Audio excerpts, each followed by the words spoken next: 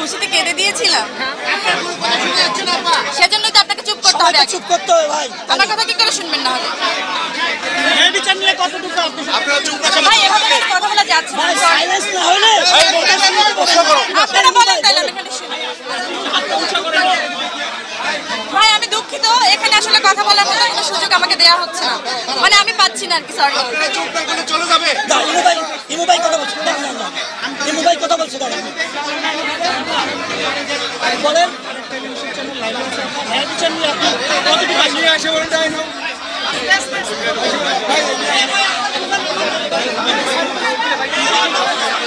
কিছুই বলার নেই।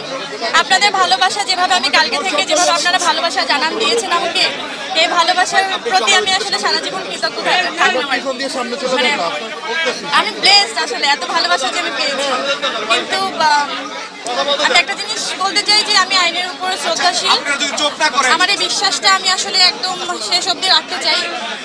আমি বিশ্বাস করি আমি আসলে ন্যায় বিচার পাবো, আর আপনারা আমার সাথে থাকবেন। এই ভালোবাসা নিয়েই আসলে আমি জিততে চাই ইনশাল্লাহ। এই সম্পর্কে আসলে সবাই অবগত যে আমি যে মামলাটা করেছিলাম তার ঠিক 2.5 বছর পরে উনি পাল্টা একটা মামলা করেন, যে মামলার জন্য আজকে এই যে আমাকে কালকে হচ্ছে গ্রেপ্তারি পরোয়ানা জারি করা হয়, ওয়ারেন্ট হয় আমার নামে। এবং আমার খুব বিশ্বাস ছিল যে আমি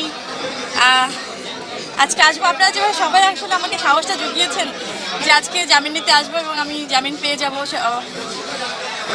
আপনাদের এত ভালোবাসা নিয়ে আসলে আমি বাড়ি ফিরছি। এরকম একটা জয় নিয়েও যেন আমি বাড়ি আসলে ফাইনালি ফিরতে পারি, আপনাদের ভালোবাসার সাথে থাকতে পারি। আমার জন্য দোয়া করবেন। খুশিতে কেঁদে দিয়েছিলাম না, সেই কান্নাটা, সেই খুশির কান্নাটা আর একটু পরে হবে, যখন পুরোপুরি ফাইনাল হয় না, ওই হ্যাঁ, ওই বিচারটা যখন আসলে আমার হবে।